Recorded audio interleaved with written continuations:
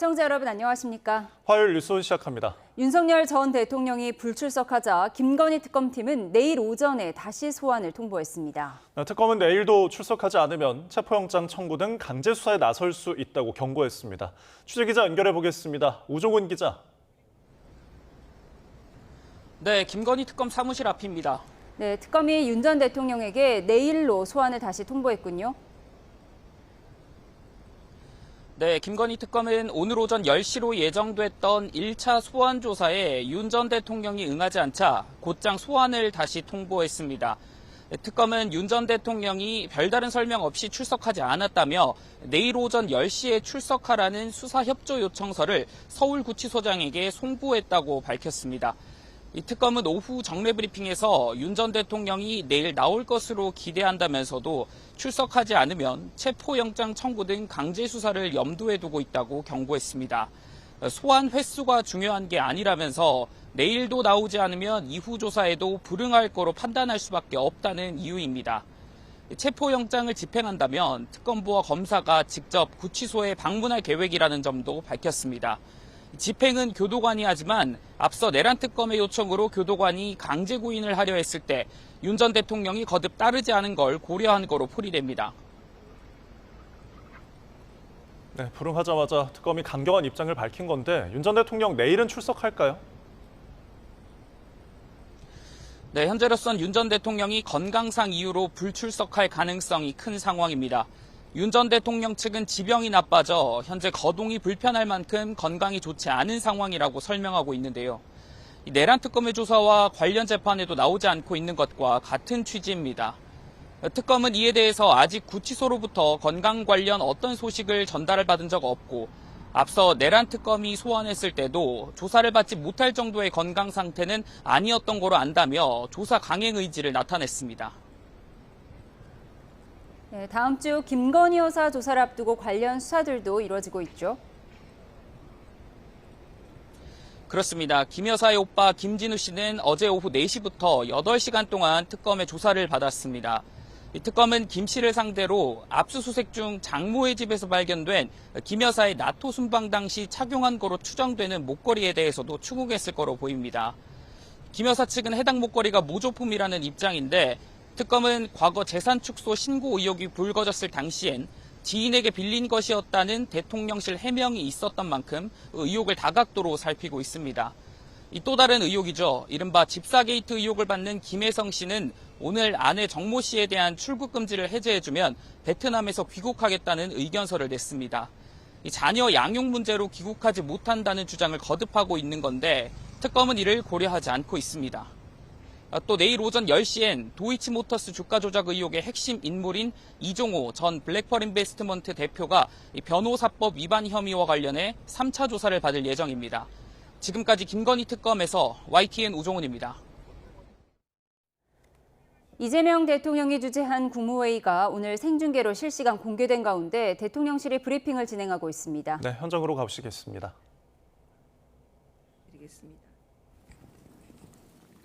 강유정 대변인입니다. 이재명 대통령 주재로 오늘 오전 제33회 국무회의가 열렸습니다.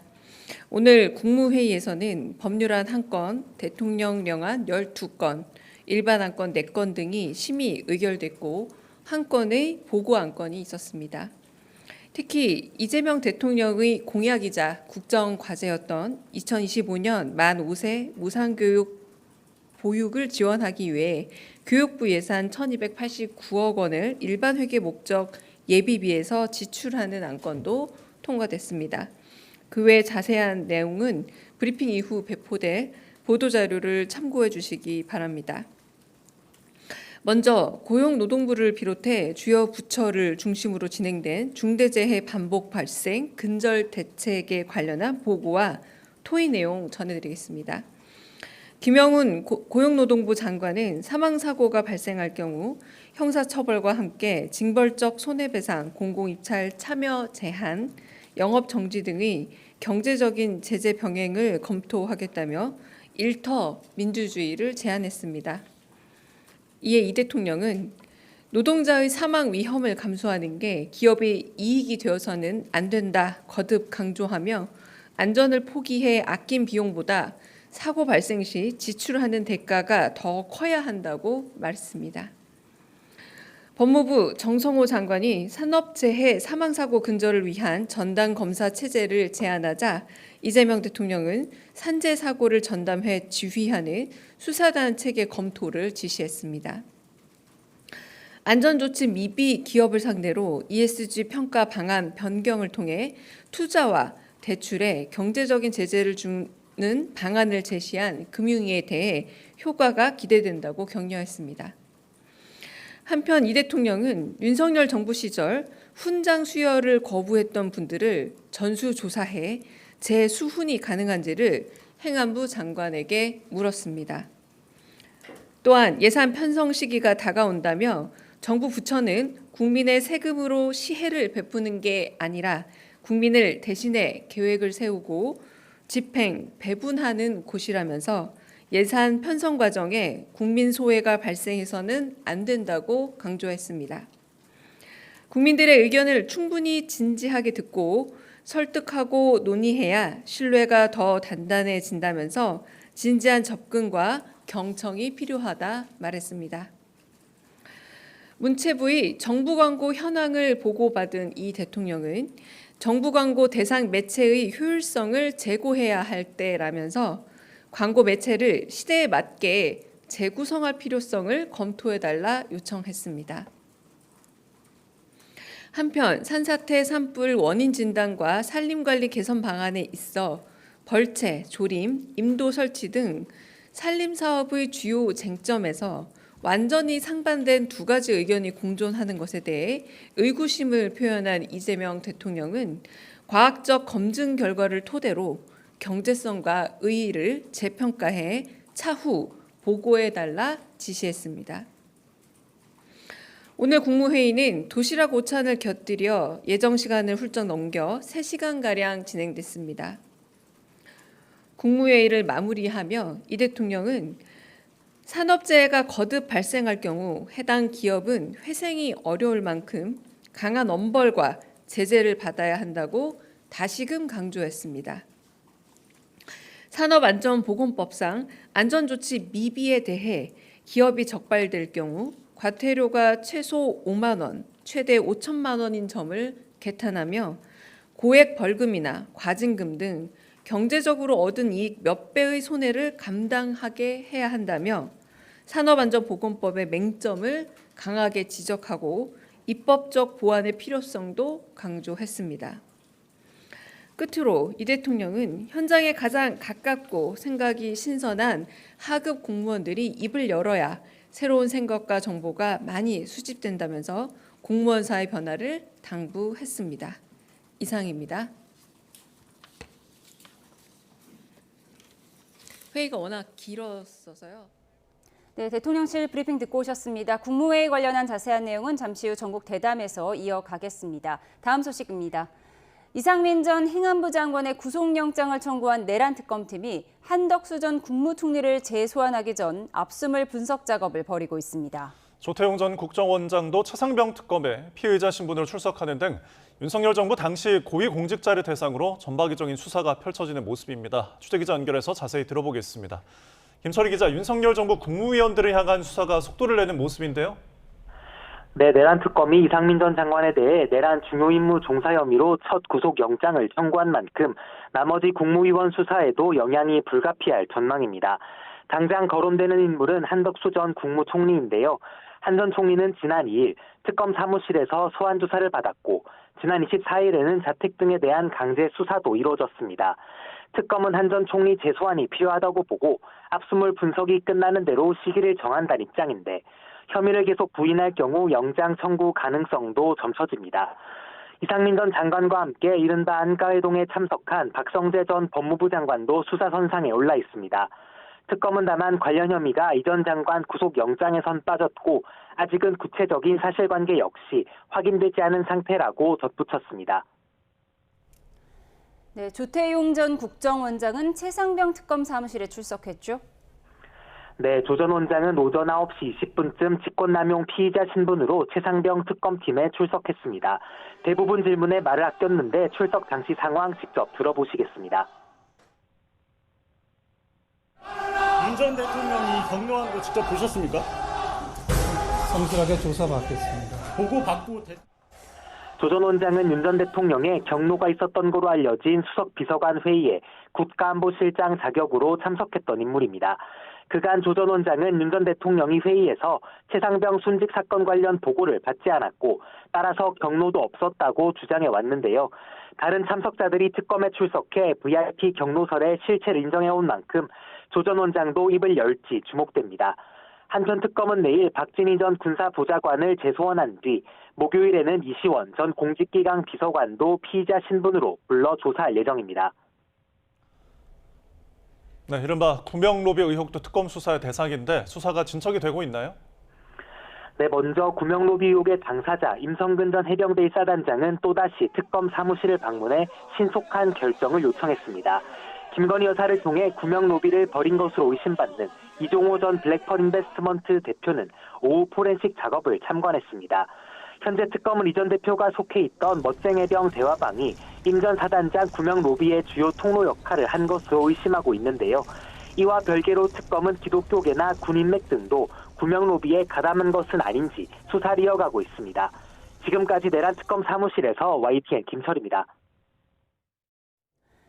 오늘 국회에서는 국토교통부 김윤덕, 문화체육관광부 최희영 장관 후보자의 인사청문회가 열리고 있습니다. 여야는 후보자 검증은 물론 쟁점 법안을 둘러싸고도 신경전을 벌였는데요. 국회 취재기자 연결해 보겠습니다. 황보혜경 기자. 네, 국회입니다. 네, 오늘 청문회 주요 쟁점부터 짚어볼까요? 네, 우선 최희영 문체부 장관 후보자 청문회에선 국민의힘이 송곳 검증을 이어가고 있습니다. 신고한 재산만 247억 원에 달하는 최 후보자는 자녀 취업 특혜 의혹과 부동산 투기 의혹 등을 받고 있습니다. 최 후보자의 장녀는 2016년 아버지가 대표로 재직했던 네이버 미국 자회사에 입사한 뒤 2019년 2월 미국 영주권을 취득했고 같은 해 퇴사했습니다. 이른바 아빠 찬스 의혹을 제기한 야당에 최 후보자는 딸이 회계법인 입사가 이미 확정돼 있었지만 친구 추천으로 회사에 지원했고 자신도 나중에야 알았다고 해명했습니다. 이어 경기 용인시 부동산에 매입해 높은 수익률을 기록한 점에 대해선 매입 당시엔 호재성 정보를 전혀 알지 못했다고 반박했습니다. 여야는 자료 제출 문제를 두고도 맞붙었습니다. 직접 들어보시겠습니다. 개인 정보인데 우리 가족에 대해서 왜 이렇게 샅샅이 신상털기를 하십니까라는 피해자 코스프레 자세로 자료를 100% 낸다라면 왜 장관에게 질문이 필요합니까? 자료 청문회도 앞으로는 검토해볼 만하지 않나. 김윤덕 국토부 장관 후보자 청문회에선 전문성이 도마 위에 올랐습니다. 김 후보자는 이재명 대통령이 당대표 시절 사무총장으로 호흡을 맞춘 삼선 현역 의원인데요. 국민의힘은 정책 역량에 의문을 제기하고 있습니다. 또 장녀에게 아파트 전셋값 6억 5천만 원을 지원하면서 증여세를 회피하고 재산 신고를 누락했다는 의혹도 받고 있습니다. 김 후보자는 증여세를 피하려 금전대차로 위장한 것 아니냐는 야당 의원의 지적에 재산 신고 과정에서 장녀의 채무가 정확히 반영되지 않은 건 본인의 문제라고 인정했습니다. 또 주택담보대출을 6억 원 이하로 제한한 627 대출 규제에 대해선 수도권 주택 과열이 안정됐다고 평가하면서 장관이 되면 주택 공급 대책을 조만간 발표하겠다고 밝혔습니다. 민주당은 정치인 출신 장관이 부처 장악력이 높고 김 후보자의 강력한 리더십이 장관에 지명된 배경이라 본다며 적극 엄호했습니다. 오늘 두 후보자의 청문회가 마무리되면 낙마한 교육부, 여성가족부 장관 후보자들을 제외한 이재명 정부 초대 내각 인사청문회가 일단락됩니다. 네, 이런 가운데 민주당이 쟁점 법안 처리에 속도를 내면서 여야 간 긴장감도 높아지고 있죠. 네, 민주당은 윤석열 정부에서 거부권에 막혔던 쟁점 법안을 처리하는 데 속도를 내고 있습니다. 노란봉투법은 환노위를, 더 강해진 상법 개정안은 법사위 소위를 통과했고요. 잠시 뒤 오후 4시에 열리는 국회 농해수위 전치회의에서는 양곡관리법 등 이른바 농업 2법도 처리할 계획입니다. 민주당은 오늘 정부와 실무 당정 협의를 열어 법인세를 25%로 올리고 대주주 기준을 50억 원에서 10억 원으로 바꾸는 등 전임 정부의 부자 감세 정책을 원상 복구하기로 방침을 정했습니다. 김병기 원내대표는 윤석열 정부의 실적이 지금의 경제 위기를 가져왔다며 국민의힘은 갈등 조장을 멈추고 조세 정상화에 동참하라고 촉구했습니다. 김 원내대표의 말을 직접 들어보시겠습니다. 지난 2년간 법인세는 41조 원이나 줄었습니다. 사상 처음으로 근로소득세가 법인세를 넘어섰습니다. 국민의힘은 재정위기, 세수 파탄 사태의 공범을 넘어 주범입니다. 이에 대해 국민의힘은 입법 독재라며 강하게 반발하고 나섰습니다. 송원석 원내대표는 원내대책회의에서 여당 단독 처리는 최소한의 신뢰마저 내팽개친 기만적인 행태라고 비판했습니다. 이어 관세 협상 등 대외 불확실성이 커지는 상황에서 이들 법안이 시행되면 기업 투자와 고용이 위축되고 국제적 신뢰도 훼손될 거라고 우려했습니다. 송 위원장의 발언 직접 들어보시겠습니다. 반시장 입법을 멈추지 않고 있습니다. 이 같은 폭주는 기업을 옥죄고 시장 질서를 파괴하며 결국 대한민국 경제를 파탄으로 몰고 갈 우려가 큽니다. 민주당은 쟁점 법안을 다음 달 4일 본회의에서 처리한다는 방침입니다. 국민의힘은 무제한 토론, 즉 필리버스터로 맞서겠다는 입장이지만 시작 24시간이 지나면 민주당이 표결로 종료시킬 수 있어서 실효성은 크지 않습니다. 지금까지 국회에서 전해드렸습니다. 이재명 대통령은 안규백 국방부 장관에게 국방일보가 장관의 취임사를 편집해서 내란 언급은 싹 빼버렸다며 기강을 잘 잡아야 할 것 같다고 지적했습니다. 이 대통령은 신임 장관으로서 처음 국무회의에 참석한 안 장관이 인사말에서 불법 계엄으로 흩어진 군심을 바로잡고 국민의 군대를 재건하겠다고 언급하자 이같이 말했습니다. 앞서 국방부 기관지인 국방일보는 어제자 기사에서 안규백 국방부 장관의 취임사 가운데 12.3 비상계엄 관련 내용을 누락함에 따라 이 대통령이 이를 비판한 겁니다. 이재명 대통령은 오늘 국무회의에서 끊이질 않는 산업재해 사고를 질타하며 올해가 산재 사망 근절의 원년이 됐으면 좋겠다고 강조했습니다. 김영은 고용노동부 장관에게는 일정 기간이 지나도 사고가 줄지 않으면 직을 걸라고까지 했는데요. 이 대통령의 국무회의 발언 직접 들어보시죠. 어제 보니까 포스코 ENC라는 회사에서 올해 들어서 5번째 산재 사망 사고가 발생했다고 합니다. 이게 있을 수 있는 일입니까? 후진적인 산재를 영구적으로 추방해야 합니다. 연간 1000명에 가까운 사람들이 일하다 죽는다고 하는 게 이게 올해가 산재 사망 근절 원년이 될 수 있으면 좋겠습니다. 사람 목숨을 지키는 특공대다 이렇게 생각하고 정말로 철저하게 단속해야 됩니다. 직을 걸겠습니다. 네, 진짜로. 이번에 이거 해가 상당 기간이 지나도 산재가 안 줄어들면 진짜 직을 거십시오. 이 대통령이 산업재해 사망사고 다발 문제를 지적한 포스코 ENC가 잇따른 사고에 대한 사과와 재발 방지 대책을 담은 담화문을 발표합니다. 정희민 포스코 ENC 사장은 오늘 오후 5시 인천 송도 본사에서 사망사고 문제와 관련한 담화문을 발표할 예정입니다. 담화문에는 올해 들어 포스코 ENC 시공 현장에서 여러 차례 발생한 중대재해로 노동자들이 숨진 데 대해 사과하고 당국 조사에 협조하며 안전관리를 강화하겠다는 내용이 담길 것으로 보입니다. 네, 방금 들어온 국내 증시 속보 전해드리겠습니다. 코스피가 0.66% 올라서 3,230.57로 장을 마감했다는 소식입니다. 삼성전자의 주가가 이틀 연속 상승해서 7만 500원의 거래를 마쳤고요. 코스닥은 804.45로 0.01% 올라 강보합으로 마감을 했습니다. 원달러 환율은 9원 올라서 1,391원을 기록했습니다. 오후 3시 30분 기준인데요. 다시 한번 전해드리면 코스피와 코스닥이 모두 상승 마감을 해서 코스피는 3,230.57의 마감, 코스닥은 804.45로 강보합을 이뤘다는 소식 전해드리겠습니다. 자세한 내용은 더 들어오는 대로 전해드리겠습니다. 네, 또 다른 속보 전해드립니다. 삼성의 이재용 회장이 지금 미국 워싱턴으로 출국했다는 속보가 들어왔습니다. 한미 관세 협상 지원을 위한 행보로 풀이가 되는데요. 오는 8월 1일 앞으로 사흘 뒤면 관세, 상호관세 25%가 우리 수출품에 부과될 예정인 가운데 상호관세 지원을 위해서 방금 삼성 이재용 회장이 미국 워싱턴으로 출국했다는 속보가 들어와 있습니다. 이에 대한 자세한 소식도 들어오는 대로 추가로 전해드리도록 하겠습니다.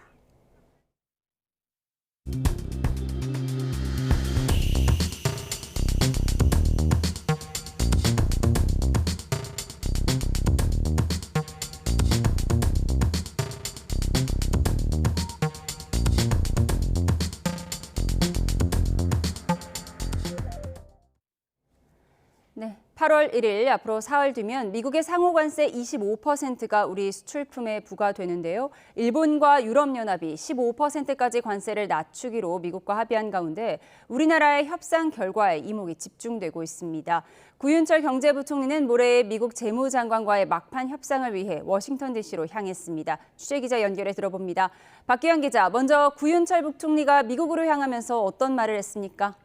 네, 구윤철 부총리는 모레로 예정된 스콧 베센트 미 재무장관과의 통상 협의를 위해 오늘 오전 미국으로 출국했습니다. 구 부총리는 공항에서 기자들과 만나 한국과 미국의 서로 좋은 상생 협상안이 되도록 최선을 다하겠다고 말했는데요. 직접 들어보시겠습니다. 제가 가서 한국이 준비하고 있는 프로그램 그리고 한국의 상황을 잘 설명하고 또한 조선업 등 한미 간에 중장기적으로 협력할 수 있는 분야에 대해서도 잘 협의를 하도록 하겠습니다.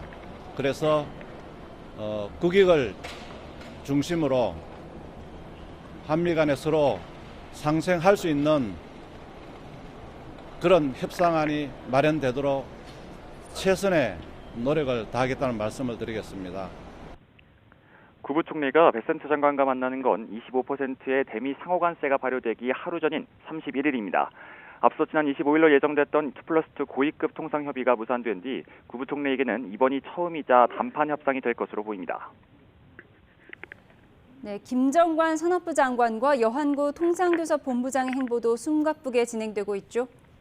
네, 그렇습니다. 미국에 이어 영국 스코틀랜드까지 추격전을 벌인 김정관 산업부 장관과 여한구 통상교섭본부장이 다시 워싱턴 DC로 돌아왔습니다. 두 사람은 스코틀랜드에서 트럼프 대통령을 수행하던 하워드 러트닉 상무장관과 그리어 USTR 대표와 만나 협상을 이어갔습니다. 지난 24일에는 워싱턴 DC에서 러트닉 장관을 만났고 25일에는 뉴욕 자택에서 협상을 진행했는데요. 이어서 스코틀랜드까지 달려가 추가 협상을 벌였습니다. 그야말로 마지막 총력전을 펴고 있습니다. 또 모레 한미 재무장관의 만남을 앞두고 오늘 추가 협상이 진행될 가능성도 남아 있습니다. 한편 조현 외교부 장관도 오는 31일 마코 루비오 국무장관과 만나 협상 타결을 위한 지원에 나섭니다.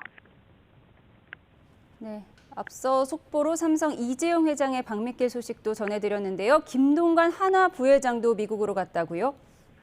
네, 그렇습니다. 사진 한 장으로 먼저 말씀드리겠습니다. 이 사진은 한미 조선 분야 협력의 상징이 된 미 해군 함정 윌리 슈라호입니다.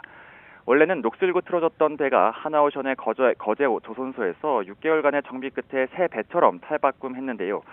미국은 중국의 해양 패권을 견제하기 위해 조선 기술력을 절실히 원하고 있습니다. 하지만 미국 내 조선업은 글로벌 경쟁에 밀려 이미 쇠퇴했고 결국 현재 전 세계 선박건조의 28%를 차지하는 동맹국 한국에 눈길을 돌렸습니다.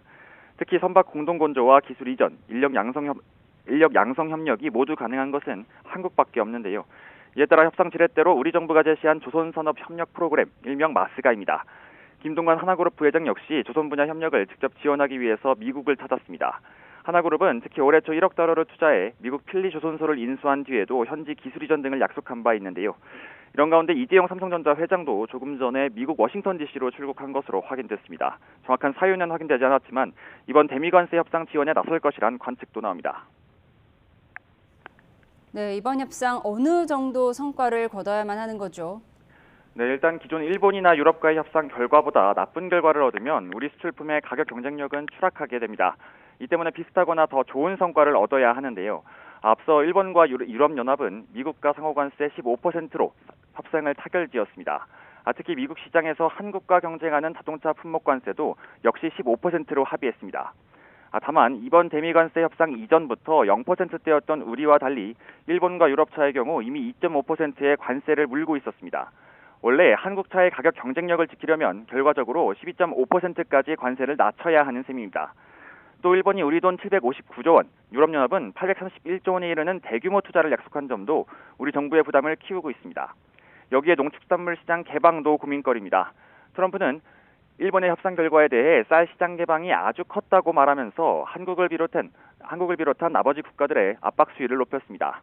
우리 정부도 농산물 시장 개방을 포함한 다양한 협상 카드를 준비한 것으로 알려졌는데 모레 어떤 성적표를 받아올 수 있을지 주목됩니다. 지금까지 경제부에서 YTN 박견입니다.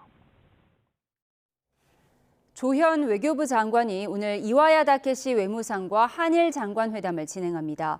조 장관의 취임 후 첫 해외 방문지가 미국이 아닌 일본이라는 점도 주목받고 있는데요. 일본 현지 연결해 들어보겠습니다. 김세호 특파원. 네, 도쿄입니다. 네, 이번 한일 외교장관 회담에서 어떤 대화가 오갈 걸로 보입니까? 네, 조현 외교부 장관이 곧 일본 외무성에서 이와야 다케시 외무상과 대면 회담을 할 예정입니다. 조 장관이 주요국 외교장관과 직접 만나 회담을 하는 것은 일본이 처음입니다. 회담에서는 한일 수교 60주년을 맞아 지역 정세와 여러 분야별 협력 방안을 논의할 전망입니다. 특히 다음 달 1일 미국의 상호 관세 부과 시한을 앞두고 있는 만큼 이미 트럼프 행정부와 협상을 타결한 일본의 대미 통상 전략에 관한 의견을 들을 수도 있습니다. 또 한일 간 민감한 이슈인 과거사와 관련해서도 의견을 교환할 것으로 보입니다. 앞서 조 장관은 지난 24일 이와야 외무상과의 첫 통화에서 한일 협력을 한미동맹과 더불어 이재명 정부 실용외교의 중심축이라고 강조했습니다.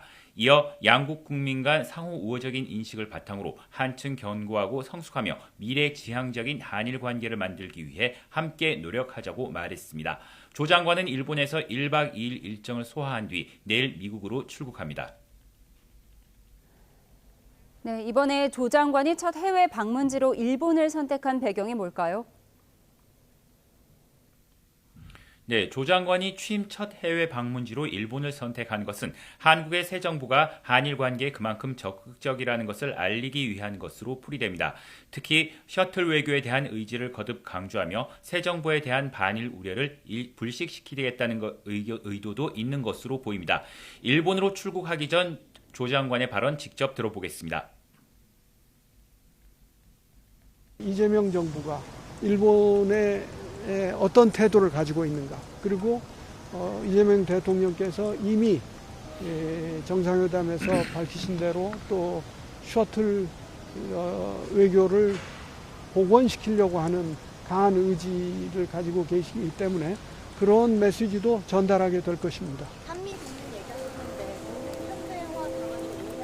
외교부 장관이 취임 후 미국을 가장 먼저 찾았던 지금까지의 관례를 비춰볼 때 매우 이례적입니다.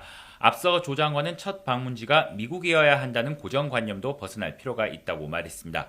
또 트럼프 대통령이 동맹에도 파상적인 관세 폭탄을 던지는 상황에서 가까운 일본과의 관계 안정화가 중요하다는 인식도 함께 작용한 것으로 보입니다. 지금까지 도쿄에서 YTN 김세호입니다.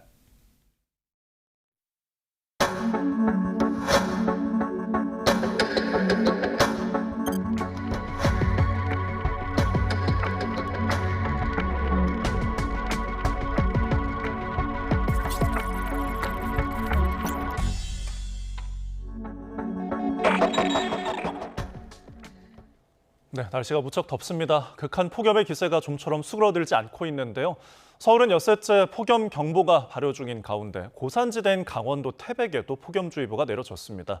취재기자 연결해서 자세한 내용 알아보겠습니다. 장혜은 기자, 태백은 그래도 비교적 서늘한 지역인데 지난해에 이어 또 폭염특보가 내려졌다고요? 네, 그렇습니다. 기상청이 오늘 오전 10시에 강원도 태백에도 폭염주의보를 발령했습니다. 해발 900m 고지대인 태백은 여름에도 비교적 선선해서 휴가철 명소들이 모인 곳인데요. 하지만 최근 기후변화로 인해서 이 지역 기온이 오르면서 지난해에 이어서 올해도 연이어 폭염특보가 내려졌습니다. 특히 올해는 지난해보다 사흘이나 빨리 폭염주의보가 발령된 상태입니다. 이로써 현재 제주도 한라산을 제외한 전국 대부분 지방에 폭염특보가 내려졌고요. 특히 산간과 해안 일부 지역을 제외하고는 대부분 지방에 폭염경보가 내려져 있습니다. 오늘 서울은 엿새째 폭염경보가 유지 중인 가운데 서울 광진구 낮 기온이 무려 38도를 넘었고요. 특히 폭염주의보가 확대한 태백 지역은 오늘 낮 기온이 34.5도까지 치솟으면서 7월 기준 역대 네 번째로 더운 날씨를 기록하고 있습니다. 기상청은 이번 주에도 한반도 상공으로 더위를 몰고 오는 고기압이 확장하면서 당분간 35도를 웃도는 심한 폭염이 지속하겠다고 밝혔습니다. 온열 질환의 발생 위험이 커지고 있는 만큼 기온이 높아지는 낮 시간대에는 장시간의 외출을 피하시고 충분한 수분 섭취와 함께 야외 작업장에서는 휴식 시간을 준수해 주시기 바랍니다. 지금까지 과학기상부에서 YTN 정혜윤입니다. 네, 지난 폭우로 경기 북부에서 발생한 실종자 가운데 2명이 아직 발견되지 않으면서 소방과 군경이 열흘째 수색 작업을 이어가고 있습니다. 폭염 경보가 발령된 가운데에도 1000여 명이 투입돼 실종자를 찾고 있는데요. 현장에 나가 있는 취재기자 연결합니다. 표정우 기자. 네, 경기 남양주시 조안면입니다. 네, 현장 상황은 어떻습니까? 네, 실종자 수색은 신고가 접수된 지점으로부터 30km 정도 떨어진 이곳 북한강 일대에서도 활발히 이루어지고 있습니다. 뜨거운 날씨 속에서도 수색대원들은 보트에 탑승해 실종자를 찾고 있는데요. 오늘 새벽 6시 반부터 재개된 수색 작업엔 소방과 군경 등 모두 1014명이 투입됐습니다. 소방은 신청평대교부터 팔당댐까지 구간을 중심으로 수중 수변 수색을 하면서 실종자를 탐색하고 있습니다. 또 부유물 수색을 위해 드론까지 띄웠는데 오늘은 깊은 물속까지 탐색할 수 있는 수중 드론도 투입됐습니다. 네, 현재까지 남은 실종자가 2명인 거죠? 네, 그렇습니다. 이번 폭우로 경기 북부 지역에서 2명이 실종됐고 6명이 숨졌습니다. 경기 포천에서 1명이 숨진 걸 제외하면 모든 인명피해는 가평에서 발생했는데요. 현재 남은 실종자는 40대 여성과 50대 남성입니다. 40대 여성은 마일리에 있는 캠핑장을 찾았다가 실종된 일가족 가운데 어머니로, 큰아들은 구조됐지만 아버지와 둘째 아들은 숨진 채 발견됐습니다. 50대 남성은 덕현리에서 급류에 휩쓸린 걸로 추정됩니다. 네, 폭염 때문에 수색 작업이 걱정입니다. 가평 일대 날씨는 어떻습니까? 네, 현재 가평은 기온이 섭씨 35도에 육박합니다. 습도도 높아서 그늘 아래 있어도 땀이 날 정도인데요. 실제 소방은 수색 작업 중 가장 큰 어려움으로 겪는 것이 찌는 듯한 더위라고 설명합니다. 수색 작전 지역은 대부분 그늘이 없는 하천이라 금세 지치는데요. 수색이 장기화하면서 대원들의 체력 부담이 커지는 걸로 전해집니다. 소방은 대원들의 건강을 위해 하루 중 기온이 가장 높은 시간대인 낮 12시부터 오후 3시까지는 수색을 잠시 중단하고 있습니다. 또 수색구역마다 현장 안전관을 배치해서 온열 질환이나 안전사고가 없도록 예의주시하고 있다고 밝혔습니다. 지금까지 경기 남양주시 조안면에서 YTN 표정우입니다. 네, 계속되는 폭염 속에 휴가철을 맞아 사람들이 바다와 계곡으로 몰리고 있습니다. 하지만 더 시원한 여름 피서지가 있다고 합니다. 선풍기나 에어컨도 전혀 필요가 없는 곳이라고 하는데요. 이색 피서지의 취재기자가 나가 있습니다. 홍성욱 기자. 네, 강원도 정선 화암동굴에 나와 있습니다. 네, 동굴 내부로 보이는데 얼마나 시원한가요? 네, 마치 냉장고 안에 들어와 있는 듯한 기분입니다. 한여름에도 이렇게 외투가 필요한 곳인데요. 제가 나와 있는 곳 정선 화암동굴이라고 좀 말씀을 드렸는데요. 동굴 내부가 얼마나 시원한지 저희가 보여드리기 위해서 이 온도계를 좀 준비했습니다. 현재 온도를 좀 보여드리면요.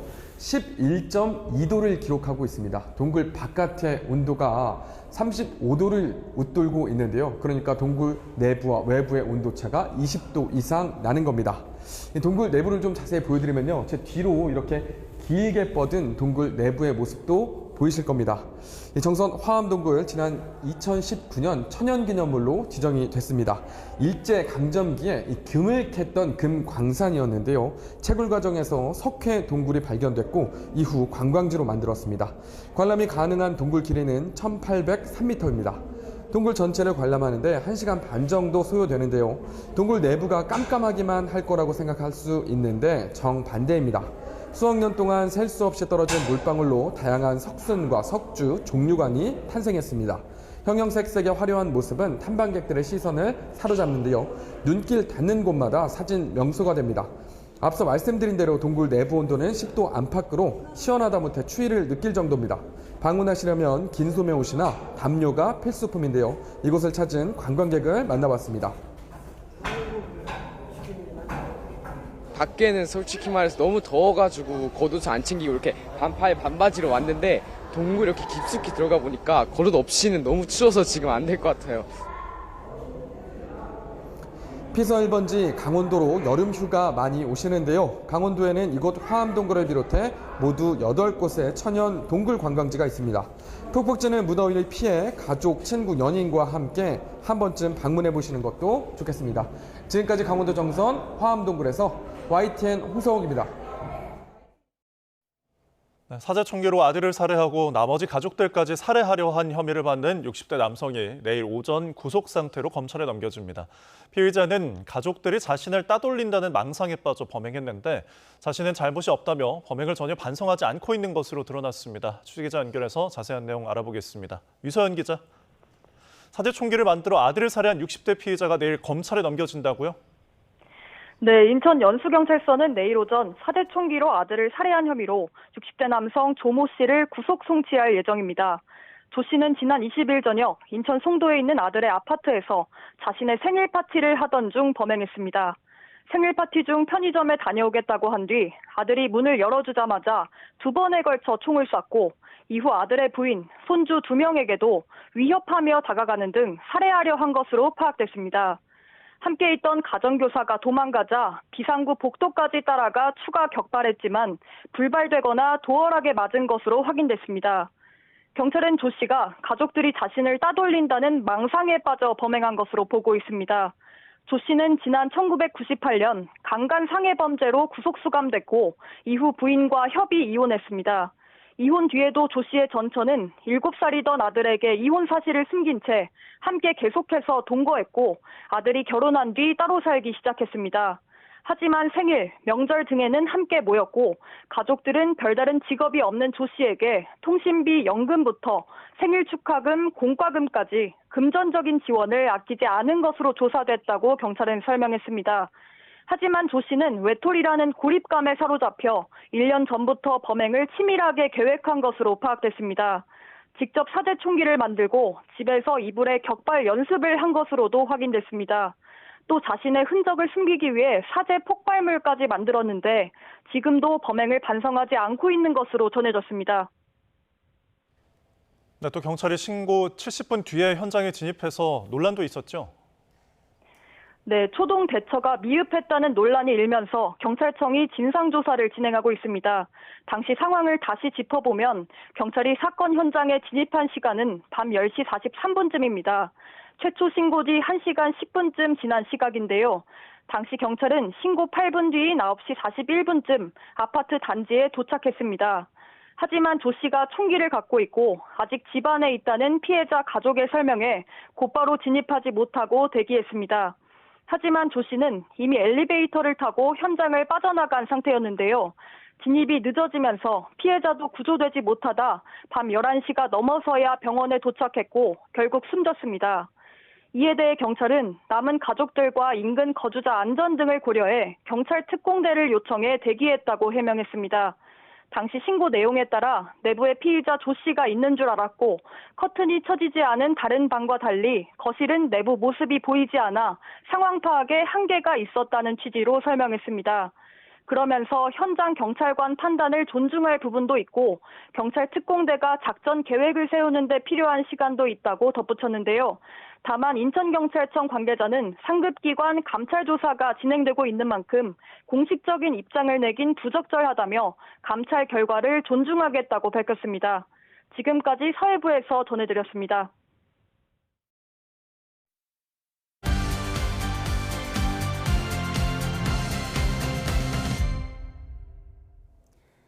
네, 오늘의 정치온 홍익표, 김성태 여야 전 원내대표와 함께하겠습니다. 두 분 어서 오세요. 네. 윤상현 국민의힘 의원이 윤 전 대통령의 공천 개입 의혹에 대해 특검 조사에서 그간의 주장을 뒤집은 것으로 확인됐습니다. 우선 지난 2022년 보궐선거 공천 발표 하루 전 통화 내용부터 듣고 오시죠. 내가 상현이한테 내가 한 번 더 얘기를 할게. 걔가 공관위원장이니까. 네, 하지만 그동안 윤 전 대통령과 윤상현 의원 그런 부탁을 주고받은 적이 없다고 주장해왔죠. 당에서 진행하는 공천을 가지고 제가 왈가불가할 수도 없고 좀 더 바람직하게 하게 해달라고 저한테 막 부탁하는 경우는 있지만 그런 경우에도 원리 원칙에 대한 얘기만 했지 누구를 공천을 주라 이런 얘기는 해본 적이 없습니다. 우리는 원칙과 기준에 의해서 하지 어떤 대통령 할아버지가 전화해도 휘둘리지 않는다라는 말씀을 드리고요. 사실 대통령이 김영선을 공천 줘라 저한테 얘기한 적이 없습니다. 그러나 윤 의원은 이번 특검 조사에서 정반대로 진술했습니다. 장제원 당시 비서실장이 김영선 전 의원 공청을 요청했을 뿐 아니라 이후 윤 전 대통령이 직접 전화를 걸어와 비서실장 전화를 받았느냐, 김영선을 좀 잘 좀 해달라 이렇게 확인했다는 겁니다. 윤상현 의원은 다만 윤 전 대통령 측 요청을 공천관리위원회에 전달하진 않았다며 본인 혐의는 부인한 상황입니다. 네, 윤 전 대통령 관련 속보 먼저 전해드리고 대담으로 이어가도록 하겠습니다. 윤 전 대통령 측이 계엄 피해 위자료 10만 원 판결에 대해서 항소했다는 소식입니다. 네, 나흘 전에 서울중앙지방법원에서 손해배상 소송 원고 승소 판결을 했다고 전해드린 바가 있는데요. 윤 전 대통령 측이 계엄 피해 위자료 10만 원 판결에 대해서 항소했다는 소식 속보로 전해드리고요. 자세한 소식은 들어오는 대로 추가로 전해드리도록 하겠습니다. 네, 윤상현 의원이 윤 전 대통령에게 공천 관련해서 부탁받은 적 없다. 대통령 할아버지가 와도 나는 그런 부탁을 들어줄 의미가 없다라고 하더니 말을 바꿨어요. 왜 그랬을까요? 네, 아마 지난 12월 달에 한 얘기가 사실상 이제 다 뒤집힌 거죠. 그러니까 그 당시 말이 좀 거짓말인 것으로 판명이 난 건데 아마 특검에 갔을 때 특검에서 상당 부분 대통령과 통화한 당시 대통령과 통화한 내용 등등이 확보된 것 아닌가 싶습니다. 그렇기 때문에 이것을 부인하는 것보다는 일정 부분 인정하고 자기의 사법적 책임을 피하는 것이 우선이었던 것 같습니다. 즉 본인은 공관위원장으로서 그런 전화를 받았지만 전혀 그 추가적인 그런 압력이나 또는 그 불법적인 지시를 하지 않았다라고 함으로써 그 당시 윤석열 대통령과 장제원 당시 비서실장은 그런 당무 개입을 했지만 나는 그 당무 개입에 그 사람들의 어떤 영향력에 휘둘리지 않았다라는 것에서 자신의 방어선을 쳤지만 어쨌든 지난 12월에 했던 것을 완전히 뒤집으면서 여당 중진 의원이 진실성 여부에 그 논란에 빠진 것은 매우 잘못된 일이라고 생각합니다. 예. 어쨌든 지난 12월에 거짓말을 한 건 사실이고 지금은 최소한의 자기 방어에만 급급한 그런 상황이 아닌가 싶습니다. 예, 비서실장으로부터 부탁 전화를 받았고 대통령으로부터 확인 전화까지 받았다. 이 부분은 기존 진술과 180도 뒤집은 건데 하지만 자기가 공천관리위원들에게 전달하지는 않았다라면서 본인의 혐의는 부인한 상황이에요. 그러니까 공천관리위원회에서 김영선 의원을 이제 보궐선거 이제 후보로 이렇게 내세우는 부분에 대해서는 윤석열 전 대통령의 지시나 또 자신이 그 지시를 받들어 가지고 그대로 공관위원들에게 영향력을 행사해 가지고 그렇게 결정한 건 아니다. 대려 이제 공천관리위원회에서 이건 표결을 거쳐 가지고 김영선을 공천하는 게 맞는지 그 여부를 가지고 상당히 그 심도 깊은 논의가 이루어졌다는 거고 그 결과는 표결 결과로 김영선으로 확정됐다. 그게 이제 윤상현 전 공관위원장의 입장인데 하여튼 이제 지금 현재 윤석열 대통령 측근 인사들이 지금 현재 특검 수사를 가면은 기존 이제 검찰이나 경찰 수사할 때의 진술 내용하고는 달라졌어요. 그러니까 김성훈 경호처장부터 이 체포영장 집행 저지 때도 이거 윤석열 전 대통령의 지시라 그런 것이고 강희구 부속실장 같은 경우도 계엄 이후에 이제 사후 문건 작성 이런 부분에 대해서도 윤석열 전 대통령에게 보고하고 제가 구했다 이런 식으로 김태호 안보차장 같은 경우도 역시 해병대 최상병 관련해 가지고 상당히 대경로를 했다. 그러니까 그런 연장선상에서 윤상현 지금 의원 같은 경우도 오선 의원이고 상당히 수도권 특히 오선 의원으로서 상당히 정치적 경험이 풍부한데 뭔가 특검 수사를 가보니까 아까 홍익표 대표님 말씀처럼 뭐 참 이걸 시인하지 않으면 안 될 그런 뭐 여러 가지 수사 자료를 갖다가 이렇게 보고서는 자신이 전화를 받은 거는 이제 인정할 수밖에 없었던 상황인 것 같습니다. 안타까운 대목이죠. 뭐 이렇게 주변인들의 진술이 뒤바뀌고 있는 가운데 김건희 특검이 윤 전 대통령에게 오늘 오전 10시까지 출석하라고 통보했지만 예상대로 응하지 않았습니다. 윤석열 전 대통령 측근으로 알려진 서정욱 변호사는 불응 이유에 대해 이런 이야기를 했는데요. 먼저 들어보시죠. 건강은 대명분이고 실제로 이제 그 특검 수사가 잔인한 정치 보복으로 이미 정해놓은 결론으로 간다. 그래서 아마 전면 보이콧 이렇게 보입니다. 윤석열 전 대통령의 멘토로 알려진 심평 변호사는 SNS에 접견 사실을 알렸는데요. 1.8평 남짓한 협소한 독방이 한마디로 생지옥이라고 부를 수 있다며 서러운 감정이 북받쳐 오른다고 토로하면서 미국이나 서방이 신속히 개입해서 비문명적이고 야만적인 인권 탄압을 중지시켜줄 것을 간절히 호소한다고 덧붙였는데요. 이에 대한 민주당 반응까지 듣고 오시죠. 건강이 안 좋다. 망신주기 소환이다. 이런저런 핑계를 대며 불응하더니 이번 김건희 특검의 소환에는 더워서 못 견디겠다. 독방이 생지옥이다며 딴청을 부리고 있습니다. 소환 통보만 하면 핑계가 하나씩 튀어나오니 이쯤 되면 오늘의 핑계 코너라도 만들어야 되지 않겠습니까? 네, 윤석열 전 대통령 측근으로 알려진 서정욱 변호사가 건강은 대의 명분이고 정치 보복이라는 인식 때문에 지금 특검 조사에 불응하는 것이다 이런 주장을 했는데 이게 결국 피의자에게 좋은 주장일 것 같진 않은데요. 네, 그렇습니다. 결국은 그 특검의 수사를 부인하고 부정하는 것이기 때문에 결국은 특검으로서는 이제 강제 구인 외에는 다른 방법이 없을 것 같아요. 그러니까 저는 윤석열 전 대통령이 특검에 나와서 자신의 입장을 정확하게 얘기하는 것이 첫 번째고요. 두 번째는 설사 수사에 불응한다 하더라도 출석해서 진술을 거부하고 묵비권을 행사하는 것은 피의자로서의 권리이지만 이렇게 그 특검 수사에 불응하는 것은 매우 위법적이고 그다음에 여전히 그 전직 대통령이라는 특혜 의식에 빠져 있는 것 아닌가 생각됩니다. 아울러서 심평 변호사 얘기도 매우 부적절한데요. 지금 대통령은 독방 쓰고 있습니다. 윤석열 전 대통령 독방을 쓰고 있고 나머지 분들은 훨씬 더 좁은 공간, 넓은 공간이지만 훨씬 더 많은 사람들이 쓰기 때문에 개인적으로 훨씬 더 좁은 공간에서 있기 때문에 지옥 같은 상황이라는 것은 현재 감옥 생활이 전부 다 덥고 날씨가 덥고 하니까 모든 수감자에게 동일하게 있는 거지 특별히 윤석열 전 대통령에게 어떤 부당한 처우를 하거나 더 나쁜 대우를 하는 게 아닙니다. 일정하게 전직 대통령이기 때문에 독방에서 상당한 이유를 받고 있는 거고요. 그건 과거의 주요 정치인, 뭐 박근혜 전 대통령이라든지 주요 정치인들도 동일하게 이러한 대우를 받았습니다. 그리고 신 변호사가 이것을 또 국제사회, 특히 미국이나 주요국이 개입해야 된다라고 얘기한 것은 어떤 의미일까요?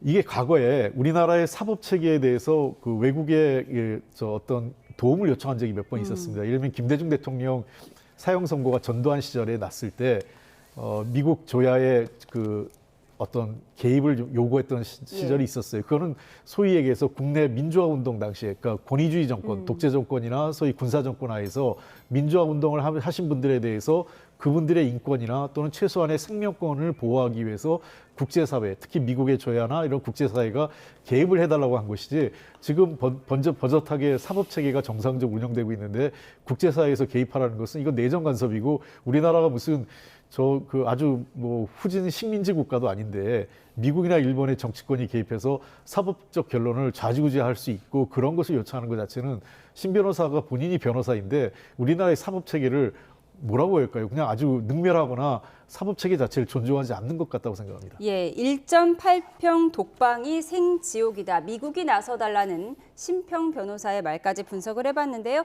지금 국민의힘 4선 안철수 의원이 혁신과 개혁을 기치로 당대표 선거 공식 출마 선언을 하고 있습니다. 현장 보시죠. 사랑하는 국민 여러분, 존경하는 당원 동지 여러분, 저 안철수는 계엄에 반대했고 탄핵에 찬성했습니다. 매 순간 헌법의 명령과 국민의 뜻만을 따랐습니다. 저의 선택과 행동 국민 여러분께서 뚜렷이 기억하실 것입니다.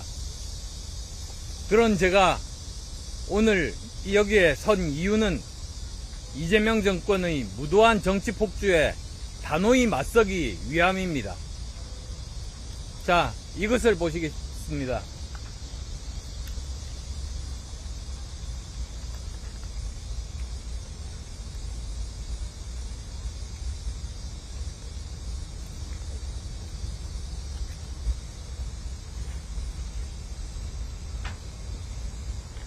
이제 계속할까요? 네.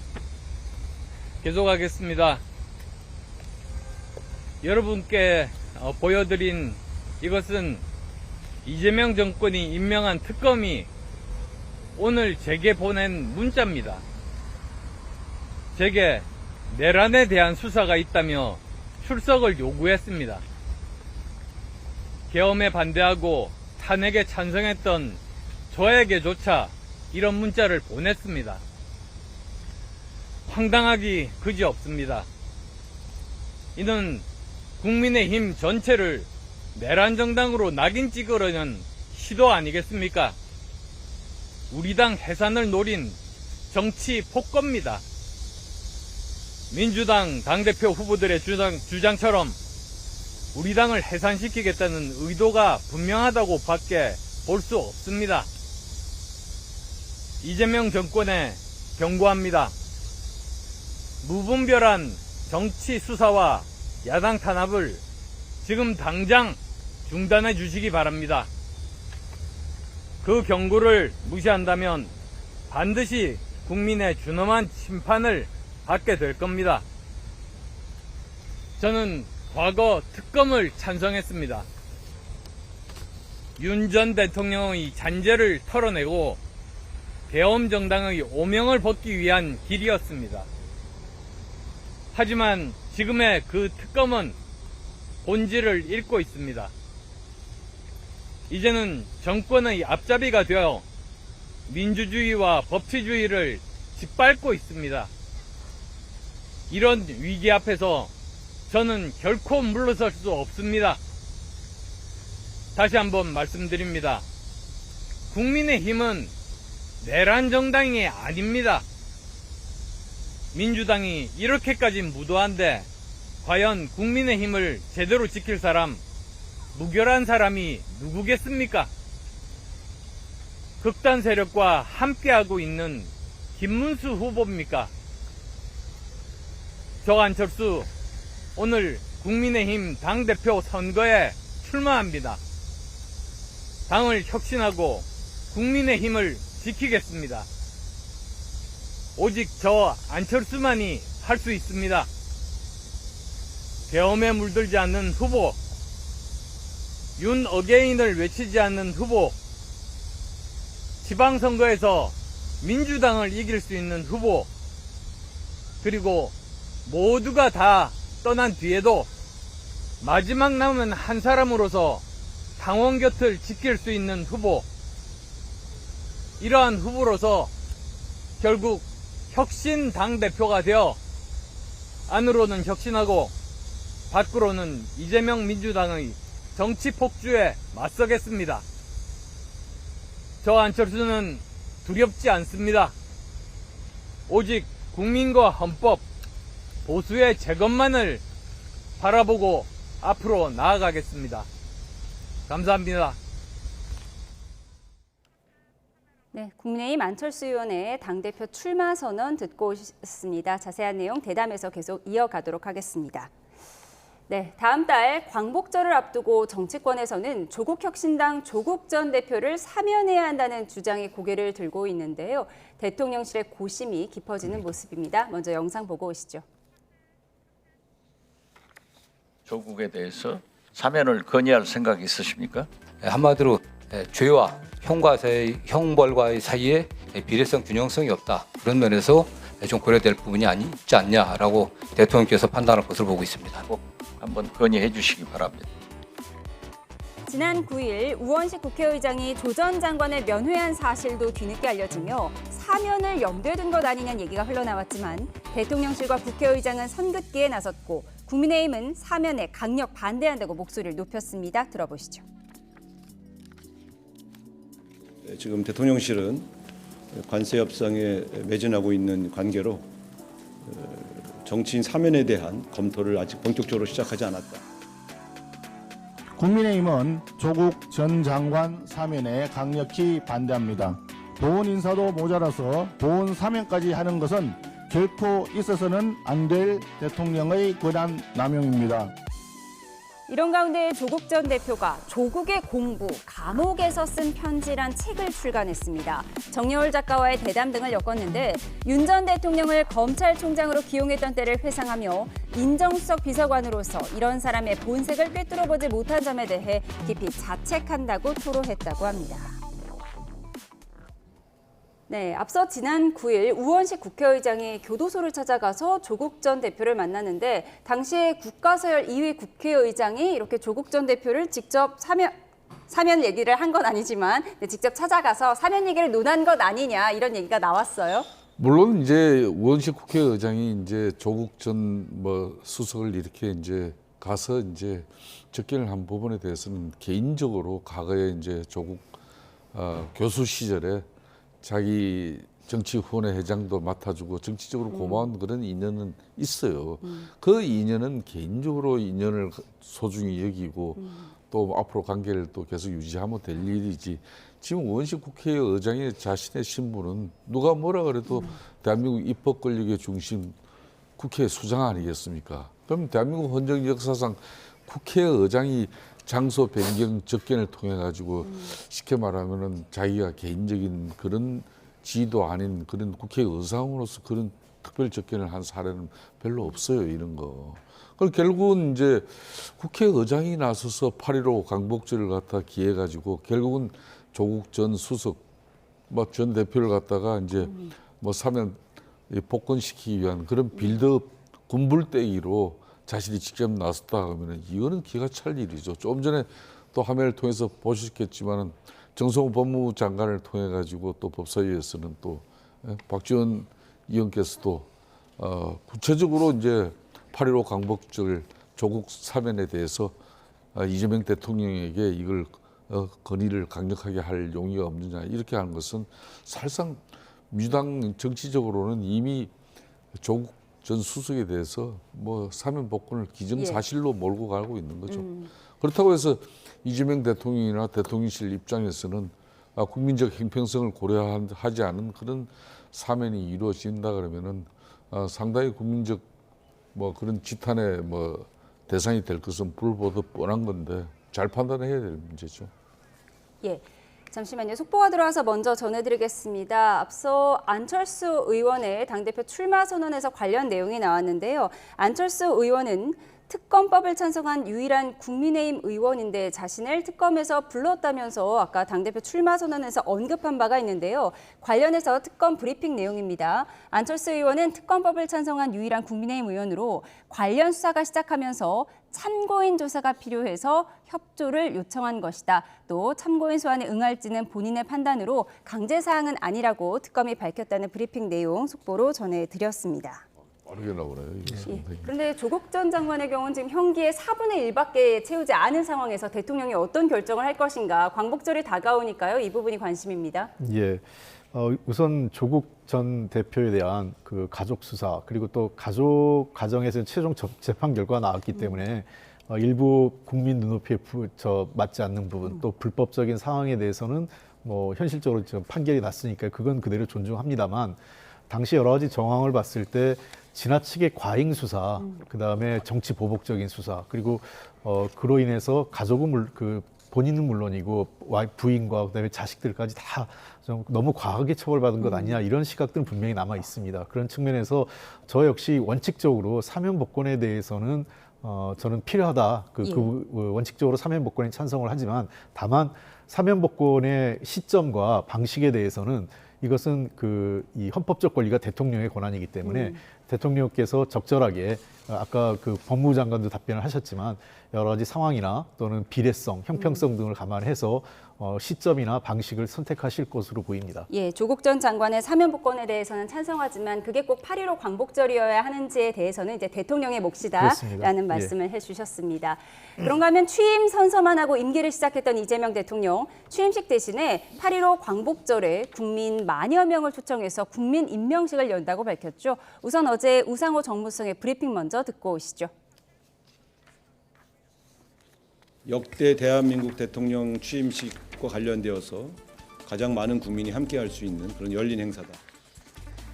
네, 이에 대해 안철수 국민의힘 의원은 SNS에 이재명 대통령의 팬콘, 즉 팬콘서트에 혈세를 쓰지 말라며 전두환 신군부의 국풍 80일을 2025년에 재현한 것과 무엇이 다른지 모르겠다며 비판했습니다.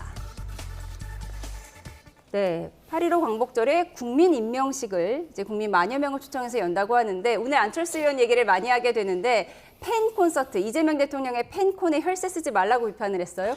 이제 안철수 의원 같은 경우는 이제 8월 22일 있을 국민의힘 전당대회 당권 후보지 않습니까? 그렇기 때문에 열심히 이제 이재명 대통령에 대한 또 견제와 비판의 목소리를 열심히 내야죠. 그거는 뭐 웬만큼 이해를 해 주셔야 될 문제고, 지금 이재명 대통령이 이제 지난달 이제 국회에서 이제 약식으로 취임식을 행사를 했으니까 바로 이 8.15를 통해 가지고 이제 행식은 국민 임명식입니다만은 사실상 전직 대통령 그러니까 다 초청해서 사실상 제2의 이재명 대통령 취임식을 하자는 거거든요. 저는 뭐 그런 부분에 대해서 이제 안철수 의원이 이제 국민의 혈세를 가지고 이 결론은 말이 국민 임명식이지 이제 팬콘서트식으로 이렇게 이제 준비한 거 아니냐. 결론은 자기 자신을 위해서 이미 대통령 취임한 사람인데 자기 자신을 위해서 또 이런 행사를 또 굳이 국가 예산 들여가지고 할 필요가 있냐 이런 지적인데 뭐 저런 부분에 대해서는 또 8.15를 통해서 국민 통합을 또 외치고 그동안 사회적 갈등 양극화 현상을 줄여나가기 위한 그런 뭐 일환으로 이렇게 여야 간에 참 좋은 협치 상황에서 저런 게 만들어지면은 얼마나 좋겠습니까? 그렇지만은 지금 안철수 의원도 뭐 출마 기자회견에서도 이야기했듯이 지금 특검 자체가 상당히 일부는 정치적으로 지금 흘러가고 있는 문제에 대해서 상당히 우려를 섞인 그런 모습을 지금 저희들이 보고 있습니다. 예. 그런가 하면 최동석 인사혁신처장을 둘러싼 과거 발언 논란이 하루도 빠짐없이 거론되는 가운데 오늘 국무회의에서 유명해져서 죄송하다는 말을 했습니다. 과거 발언이 아닌 현재 목소리 듣는 거 오랜만이죠? 듣고 오시죠.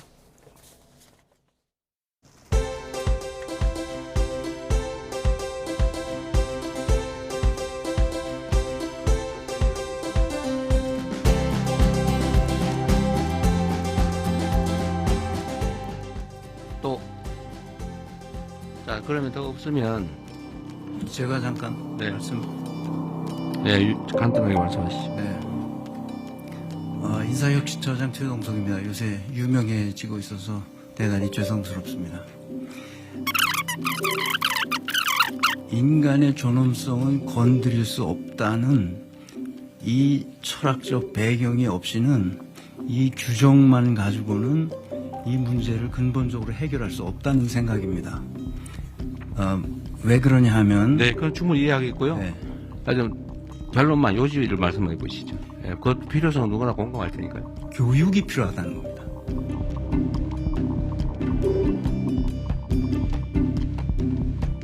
우리 시민들이 할 일이 있어요. 대법원을 반쯤 죽여놓는 거예요. 대법원 기능을 정지시키고 그 대법원장이 누군지 모르게 해야 돼요. 삼권 분립을 주장하는 놈들이 나라를 망쳤다는 거예요. 우리나라가 지금 40%가 지금 그 김문수를 지지한 거 아닙니까? 네. 그게 우매해져서 그렇게 된 거예요. 이준석을 지지하는 그 2030이 있다면 이준석보다 훨씬 지적 수준이 떨어지는 애들만. 네, 홍익표 전 대표님 비판이 있었는지 모르겠지만, 네, 최동석 위원장 계속해서 이제 정치권을 향한 비판의 수위를 높여가고 있었는데 최근에는 이제 국민들이 우매하다 이런 비판까지 해서 더 논란이 되고 있었어요. 그 기왕에 국무회의에서 발언한 걸 보니까 사과를 좀 제대로 분명히 했었으면 더 좋았을 텐데 예. 그러지 말고 과거에 정확하게 아예 공식 정상에서 지난 시절 제가 그 공인이 되기 이전에 이런 발언으로 불편하게 했거나 마음이 상해하신 분들은 정말 죄송합니다. 이 자리 빌어서 정식으로 사과드립니다. 이렇게 했으면 더 깔끔했을 것 같아요. 그 차관급 인사이기 때문에 대통령 인사권을 최대한 존중해서 뭐 사실 여권 정치인 입장에서는 경질해야 된다고까지 얘기를 하지 않겠지만 최소한 이에 대한 공식적인 사과는 분명히 있어야 된다 생각을 하고, 그다음에 아울러서 저 지금 이제 뭐 정치인에 대한 비판이야 뭐 누구나 할 수 있는 거지만 문제는 또 국민과 관련된 발언이 났기 때문에 또 논란이 좀 자꾸 커지는데, 하여간 이 부분은 인사권자인 대통령께서 여러 가지 여론을 들어가면서 판단하실 것으로 생각을 합니다. 어쨌든 일정 정도 매우 부적절한 발언이 자꾸 그 과거에 했던 발언들이 자꾸 복귀되면서 도리어 국정 운영의 동력이 이런 부분에 논란이 커지면서 더 부담스러워지는 것 아니냐, 이런 부분에 대한 우려는 커지고 있습니다. 예, 국정 운영에 부담을 줄 우려가 더 커지고 있다고 말씀하셨는데, 사실 윤건영 전 의원이 그동안은 문 전 대통령 발언에 대해서 치욕적이라고 하다가 지금 그 수위가 좀 낮아졌거든요. 이 온도 차이는 어떻게 봐야 하죠? 그 온도 차이는 딴 거 아니죠. 대단히 불편하고 대단히 뭐 국민적 지탄의 대상이 될 수 있는 이런 사람을 인사 핵심처장으로 계속 유지할 것이냐, 그런 측면에서 집권당 의원으로서 이재명 대통령에게 좀 볼멘 소리를 했는데 용산 대통령실 분위기가 그걸 전혀 수용할 분위기가 아니니까 자신이 꼬리를 내리는 겁니다. 저는 오늘도 국무회의 말미에서 최동석 핵심처장이 발언권을 얻어가지고 저렇게 자기가 발언할 기회가 있었다면, 좀 전에 홍익표 대표님 말씀처럼 자신이 공인이 아닐 때 저런 막말을 쏟아낸 부분에 대해서 국민들에게 한없이 죄송스럽고 사과를 드린다, 머릿속에서. 이렇게 하고 앞으로는 말 조심하고 특히 공직자로서 역할과 도리를 국민들 앞에 다하겠습니다.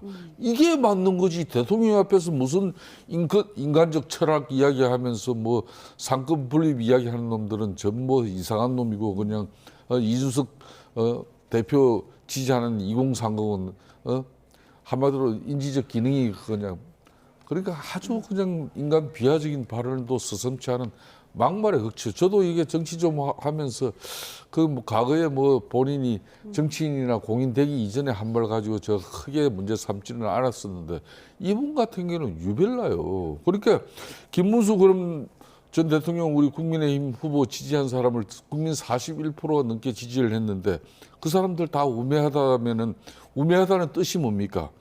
어리석고 사리에 어둡다는 것이거든요. 그러면 어리석고 사리에 어둡다는 국민 41%를 이분이 그렇게 집단적으로 매도를 해놓고 인사 핵심처장을 이렇게 하면서 공직자의 그런 관리가 제대로 되겠습니까? 또 앞으로 이분에 의해서 계속 임명장을 이재명 대통령이 소유를 해야 되는 겁니까? 저는 그런 측면에서 이재명 대통령에게도 이제 냉철한 판단을 해야죠. 이준숙 장관 내정자하고 강선우 장관 내정자만 이렇게 판단하고 저 사람 뭐 그대로 간다 이러면은 제가 볼 때는 그 두 분보다 더 큰 har를 이제 불러일으킬 것 틀림없습니다. 오늘 생중계 국무회의의 모습을 드러낸 최동석 인사혁신처장 이야기 해봤습니다.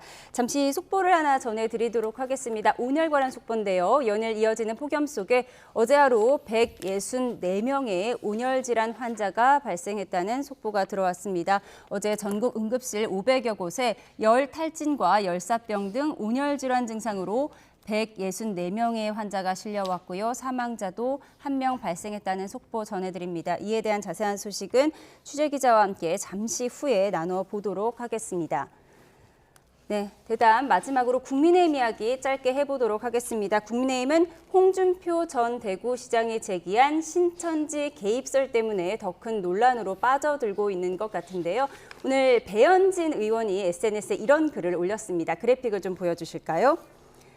네, 한때 홍준표 퀴즈로 불렸던 배현진 국민의힘 의원은 떼거리로 도움을 줄까 싶어 정당 가입은 자유인데 왜 가려서 받냐라며 부끄러움 없이 구애에 나선 후보가 있는가 하면 내 차례가 올까 하는 흑심에 몇 년 동안 입을 꾹 닫고 있다가 지금 와서 폭로와 비방에 열을 올리는 노회한 영혼이 있다며 장동혁 의원과 홍준표 전 시장을 동시에 겨냥한 작심 발언을 이어갔습니다. 네, 국민의힘 홍준표 전 대구시장이 신천지가 대선 경선에 개입했다. 그러니까 내가 대선 후보가 됐어야 하는데 3년 전에 윤석열 전 대통령이 신천지 덕분에 된 것이다. 지금 이런 주장을 3년 후에 하고 있는 거예요. 그렇습니다. 사실 그 당시에 일반 여론조사에서는 홍준표 당시 후보가 10% 정도를 이겼어요. 근데 당내표 때문에 뒤집히면서 그 당시에도 여러 가지 의혹이 제기됐지만 신천지와 관련된 것을 이제 직접 언급한 건 이제 처음이죠. 여러 가지 이제 그동안 정치권 안팎에서 설만 제기됐는데, 근데 어쨌든 또 그 배현진 의원은 홍준표 시장과 매우 특수한 관계인데, 네, 홍준표 키즈라고 불렸었잖아요. 그렇습니다. 근데 그 직설적으로 했는데 모르겠습니다. 뭐 늘 저 배현진 의원이 그 새로운 실력자를 따라서 계속 줄을 서왔기 때문에 이번에도 아마 뭐 근데 저는 또 한편 이해를 해요. 배현진 의원 입장에서는 장동혁 의원도 지금 뭐라고 했고 홍준표 시장도 뭐라고 한 거는 당이 지금 어려운 형편인데 두 사람 다 당에 대한 생각보다는 자기 입장들만 생각해서 당을 더 어렵게 하고 있는 거 아니냐 하면서 직설 얘기를 한 것 같은데 뭐 계속 국민의힘이 이런 혼란 속에 빠져들어간 것 같습니다. 예, 송일종 의원은 문제 제기하려면 3년 전에 했어야지 왜 지금 해서 하느냐, 왜 자기 당에 오물을 뿌리고 가느냐 이렇게 반격했어요. 그렇습니다. 이제 이만희 이제 신천지 이 교주를 자기는 2022년도에 직접 만나서 그 이야기를 들었다는 건데 제가 볼 때는 제가 오늘도 점심을 먹으면서 당시 그때 국민의힘 당 사무처 그러니까 실질적으로 10만 이렇게 신천지 교인들이 당원들로 돌았으면 당장 당비가 그만큼 늘어나져야 되잖아요. 그때 이제 그 사무처 일을 본 당직자가 제가 확인하니까 그런 사실은 없다는 거예요. 그렇게 많이 뭐 당비가 늘어나가지고 눈에 띄게 보이지 않았다 그런 건데 이만희 이제 교주가 이제 홍준표 전 대구시장에게 좀 상당히 불렸겠죠. 그걸 지금 그렇지 않아도 지금 어려운 마당에 불을 붙이는 그런 계획이 돼가지고. 성일종의 한 의원은 거의 뭐 3년 전에 그런 상황이 있었으면 그때 본인이 억울해서 정말 국민 여론을 이렇게 10% 넘게 이겨놓고 다운되어졌는데 그 다운들이 실질적으로 이렇게 신천지 이만희 교주가 직접 당에 이제 가입을 독려해서 그분들이 윤석열을 도와서 자기가 졌다. 그때 그걸 제대로 폭로를 하고 문제를 삼았어야 되는데 지금 와서 왜 그러냐 저는 그 부분에 대해서 신천지 10만 당원 가입설 근거가 약하다라고 근거는 좀 저는 그건 강하지는 않아요. 약하다고 말씀해 주셨습니다. 지금까지 정치온 홍익표 전 민주당 원내대표, 김성태 전 국민의힘 원내대표와 함께했습니다. 고맙습니다.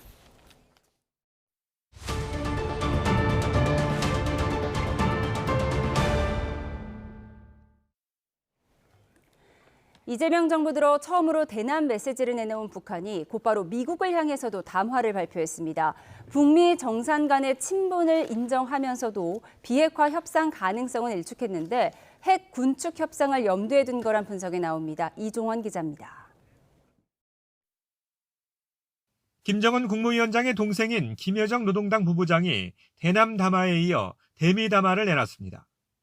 김 부부장은 비핵화가 의제로 올랐던 과거 북미 정상회담 당시와는 상황이 전혀 다르다며 핵보유국 지위를 부정하려는 그 어떤 시도도 철저히 배격할 것이라고 말했습니다. 그러면서 미국을 향해 핵을 보유한 두 국가의 대결이 서로에게 이롭진 않을 것이라고 위협하며 새로운 사고를 바탕으로 다른 접촉 출로를 모색하라고 촉구했습니다.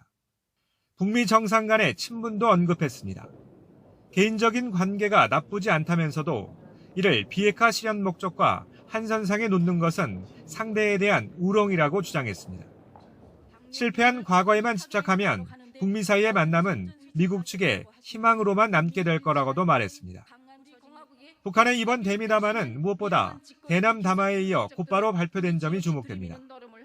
이재명 정부의 화해 기조와 트럼프의 대화 의지를 활용해 유리한 조건을 얻으려는 전략으로 협상의 여지를 열어두고 그 가능성을 탐색하려는 의도로 보입니다. 특히 새로운 사고를 언급하며 구체적인 대화 조건을 제시한 건 과거와는 차별화된 점입니다.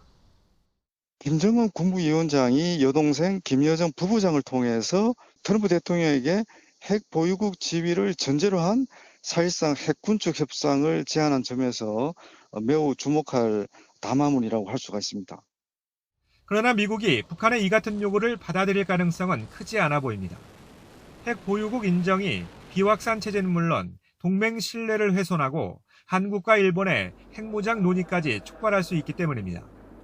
실제 북한의 담화 발표 직후 백악관은 트럼프 대통령은 여전히 북한 비핵화를 위해 김정은 위원장과 대화하고 싶어 한다는 입장만을 밝혔습니다. 북미 대화 가능성은 열려 있지만 북한은 당분간 북러 밀착과 북중 관계 개선에 힘을 쏟으며 유리한 조건을 기다리는 전략으로 나설 전망입니다. YTN 이종원입니다. 정부가 북한 주민으로 추정되는 시신 한 구를 수습했다며 북한의 시신 인도를 위한 통지를 냈습니다. 통일부는 지난달 21일 인천 강화 성모도 해안에서 북한 주민으로 보이는 남성 시신 한 구를 발견해 근처 병원에 안치하고 있다고 밝혔습니다. 통일부는 북한에 통보는 했지만 답이 없어서 언론에 최종적으로 북한의 의사를 확인하는 거라며 답이 없을 경우 무연고 장례 처리할 예정이라고 설명했습니다.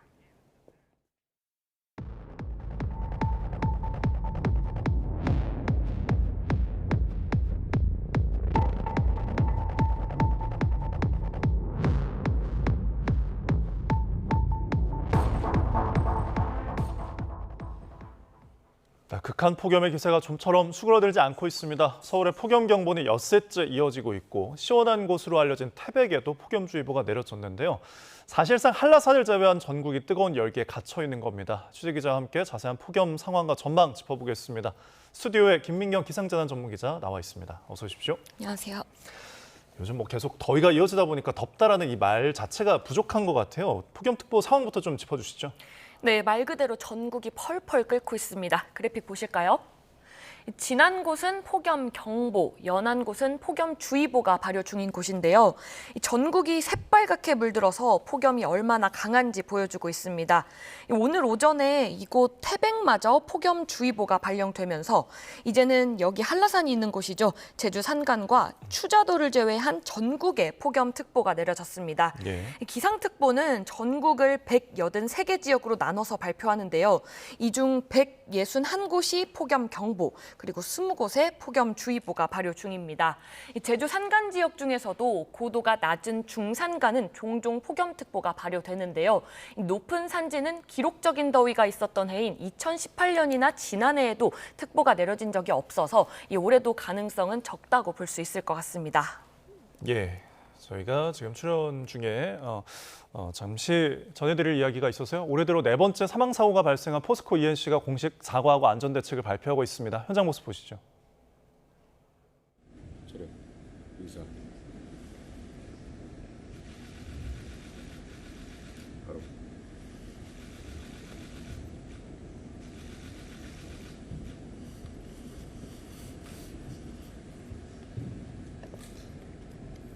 어제 사고와 관련한 포스코 ENC의 입장을 말씀드리겠습니다. 저희 회사는 어제 함양 창녕간 고속도로 현장에서 발생한 사고로 안타깝게 유명을 달리하신 고인께 깊은 애도의 뜻을 표하며 유가족분들께도 진심으로 사죄의 말씀을 드립니다. 또한 올해 저희 회사 건설 현장에서 발생한 중대재해로 인하여 큰 심려를 끼쳐진 데 이어 또다시 이번 인명사고가 발생한 점에 대해 참담한 심정과 무거운 책임을 통감합니다. 저희 회사는 사고의 정확한 원인을 규명하기 위하여 관계기관에 적극 협조하고 있으며 깊은 슬픔에 잠겨 계실 유가족분들께 필요한 지원을 아끼지 않겠습니다. 어제 사고 직후 저희 회사의 모든 현장에서 즉시 모든 작업을 중단했고 전사적 긴급 안전 점검을 실시해 안전이 확실하게 확인되기 전까지는 무기한 작업을 중지토록 했습니다. 나아가 원점에서 잠재된 위험 요소를 전면 재조사해 유사 사고를 예방하고 생업을 위해 출근하신 근로자분들께서 안전하게 일하시고 퇴근하실 수 있는 재예방 안전 시스템을 새롭게 구축하겠습니다. 이를 위해 저희 회사 임직원들은 협력업체를 포함한 모든 근로자분들의 안전이 최우선 가치가 될 수 있도록 필요한 자원과 역량을 총동원해 근본적인 쇄신의 계기로 삼겠습니다. 또다시 이러한 비극이 발생한 일이 없도록 사직생의 각오와 회사의 명운을 걸고 안전체계의 전환을 이뤄내겠습니다. 다시 한번 고인의 명복을 빌며 유가족 분들께 진심에 어린 위로의 말씀을 전합니다.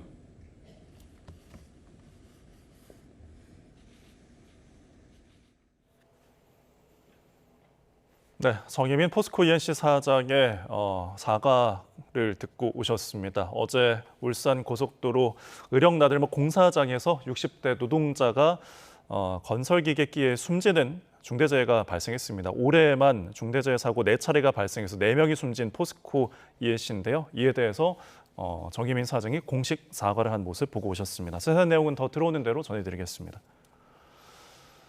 네, 다음 소식입니다. 국회 관련 소식이 들어와서 이 소식도 전해드리겠습니다. 윤석열 정부 당시 제2요구권 행사로 폐기됐던 농업 4법 가운데 나머지 2개 법안이 오늘 소관 상임위 문턱을 넘었습니다. 오늘 국회 농림축산식품해양수산위원회는 전태회의를 열고 양곡관리법과 농수산물 유통 및 가경안정법 이렇게 2 개정안이 더불어민주당 주도로 통과됐다는 소식이 들어왔습니다.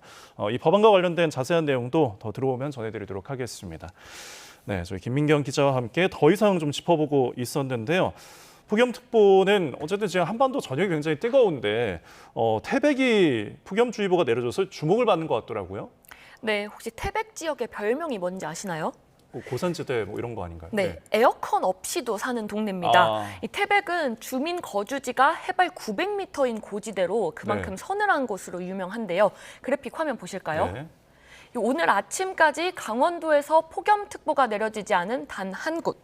이곳 태백입니다. 예. 이 같은 강원도라도 여름 더위의 양상은 전혀 다른데요. 이 1년 중 가장 더운 7월과 8월 평균 기온만 해도 이 강릉과 태백은 무려 4도 정도 차이가 나고요. 이 더 큰 차이는 폭염과 열대야 일수에서 나타납니다. 예. 강릉은 한 달의 절반 가까이 폭염과 열대야가 나타났지만 태백의 폭염일은 1.53일, 열대야일은 0.13일 뿐입니다. 그만큼 태백에 폭염특보가 내려졌다는 건 그해 더위가 어느 정도였는지를 가늠할 수 있는 기준이 되기도 하는데요. 지난해는 8월 1일에 발효됐지만 올해는 이보다 사흘 앞서 내려졌습니다. 네. 이렇게 극한 폭염이 지금 일주일 넘게 이어지고 있잖아요. 이유가 있을 것 같은데요. 네, 오늘도 경기 가평과 여주는 39도 이상, 그리고 수도권 곳곳과 서울 광진구는 38도를 넘겼습니다. 주말과 휴일에는 수도권 일부 지역에서 40도를 넘기도 했는데요. 이번 폭염을 이불 2겹을 덮었다라고 표현을 많이 하는데요. 네, 현재 우리나라 상공에는 대기 중하층에는 고온 다습한 북태평양 고기압이, 이 상층에는 고온 건조한 티베트 고기압이 머무르고 있습니다. 여기에 남쪽에서 올라오는 태풍이 우리나라에 직접 영향을 주진 않더라도 이 뜨거운 남쪽 공기를 끌어올려서 남동풍을 타고 이 더운 공기를 계속 밀어넣고 있는데요.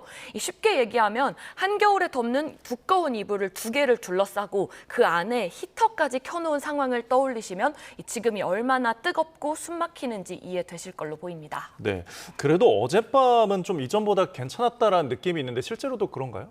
네, 맞습니다. 서울을 포함한 22곳에서 열대야는 나타나긴 했지만 어젯밤 사이 최저 기온은 다소 낮아지긴 했는데요. 화면 보실까요? 예. 하루 전 강릉에서는 최저 기온이 30도로 초열대야까지 나타났습니다. 네. 하지만 지난 밤 사이에는 26.1도로 4도 정도 낮아졌습니다.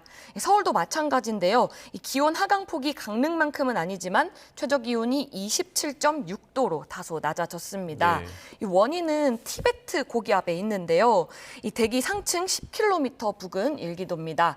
이 조금 복잡하긴 한데요. 이 보시면 우리나라 부근으로 이렇게 확장했었던 티베트 고기압이 지금은 이 밀가루 반죽 늘어나듯이 한쪽은 이렇게 본체가 있고요. 한쪽은 이렇게 떨어져 나와서 동쪽으로 이동하고 있습니다.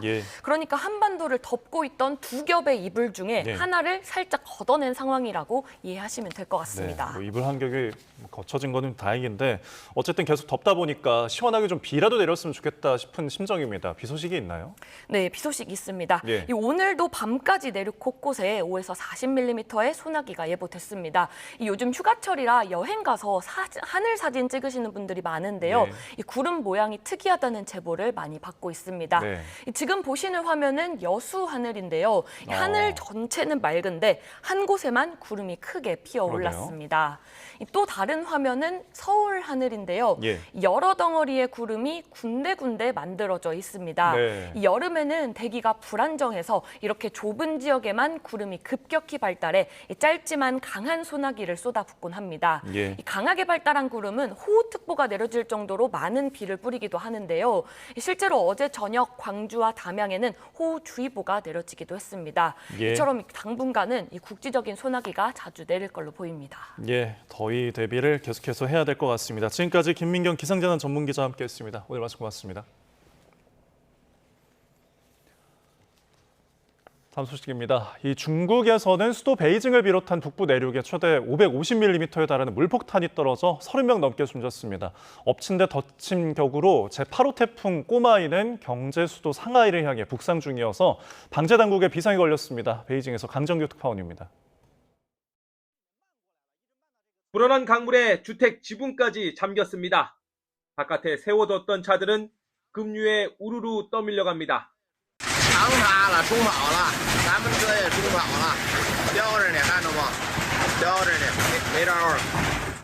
지난 나흘 동안 베이징의 평균 166mm, 북동부 외곽 미윙구에만 543mm 넘는 비가 쏟아졌습니다. 홍수와 산사태가 잇따르면서 8만 명 넘게 대피했습니다. 지역 구조대가 총동원됐고 마을 주민들도 불도저를 몰고 나와 고립된 이웃들을 구출했습니다.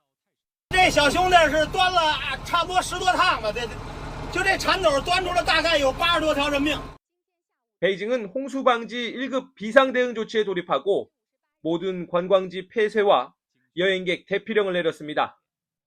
그러나 속출하는 인명피해를 막기엔 역부족, 도로 파손과 정전, 통신 두절도 잇따랐습니다. 수도 베이징엔 387억 원, 다른 수해 지역 9곳엔 678억 원의 긴급 복구 예산이 편성됐습니다. 造成北京、河北、吉林、山东等地重大人员伤亡和财产损失，要扎实做好防汛抢险救灾各项工作。 중국 북부 내륙의 집중호우는 내일 하루 잦아들었다가 모레부터 주말까지 또 한 차례 거세게 몰아칠 거란 예보입니다. 엎친 데 덮친 격으로 제8호 태풍 꼬마이가 경로를 틀어 북상하면서 상하이를 비롯한 동부 연안 지역에도 초비상이 걸렸습니다. 베이징에서 YTN 강정규입니다. 윤석열 전 대통령이 김건희 특검의 첫 번째 소환 요구도 출석에 불응했습니다. 네, 특검은 내일 소환에도 응하지 않으면 강제 수사도 염두하겠다고 못을 박았습니다.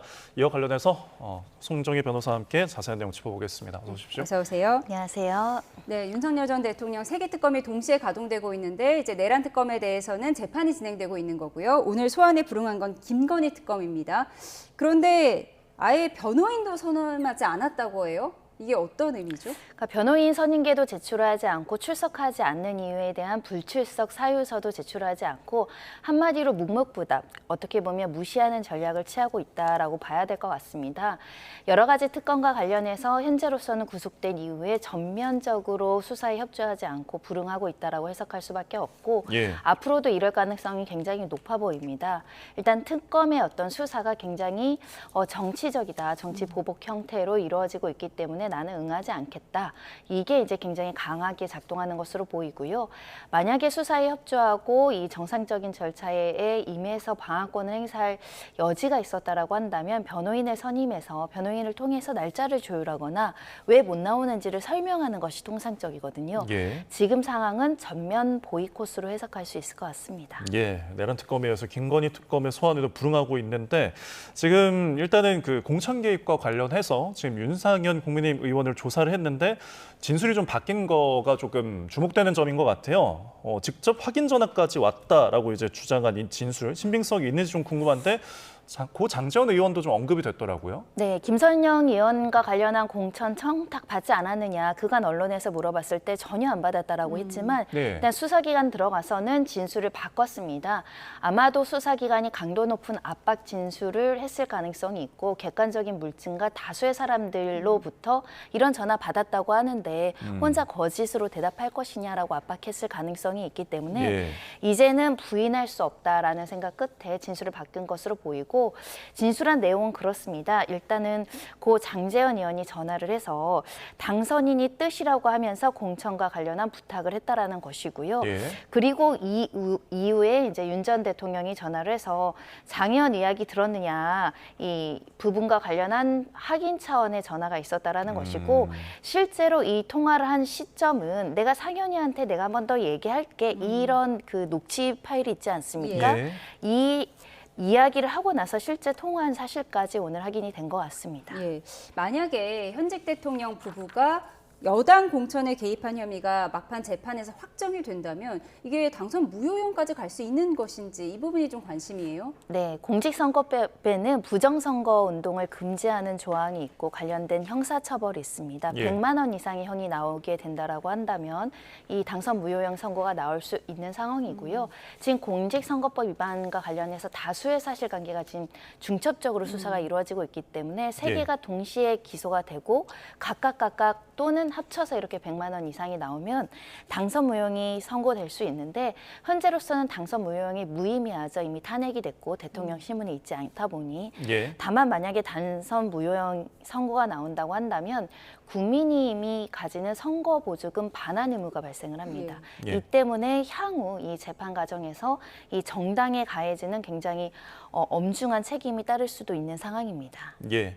자, 그리고 군품 이야기를 좀 해보자면은 이제 해외 순방 때 착용했던 그 목걸이가 한번 의혹이 조금 불거졌는데 그 목걸이가 지금 김 여사 오빠 장모 집에서 발견이 됐고 이게 지금 모조품이라고 주장하는 상황인 거죠? 일단은 수사기관에서도 모조품으로 확인되고 있는 것 같습니다. 일단 예. 일련 번호가 없다라는 것이고요.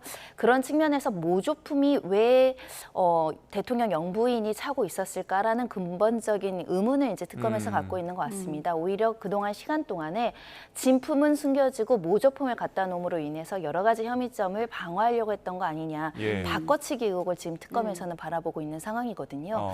그런 만큼 실제 진품이 존재하고 이 진품을 뇌물성, 청탁성으로 받은 사실이 있는지도 확인해야 될 것 같고요. 예. 모조품을 산다라고 하더라도 진품과 유사한 모조품은 또 함부로 어디에서나 살 수 있는 것은 아니기 때문에 네. 도대체 어디에서 구매를 했는지 그 증빙이 있는지 실제로 시점과 관련해서 그 전에 사서 오빠 집에 또는 뭐 거기 처가 관련된 곳에 빌려주고 받고 하는 사실이 객관적인 사실과 맞는지도 확인해야 될 것 같습니다. 예, 지금 나오는 목걸이가 두 개예요. 순방 때 착용했던 이 목걸이는 결국 실물을 확보했지만 모조품이라고 주장하고 있는 거고요.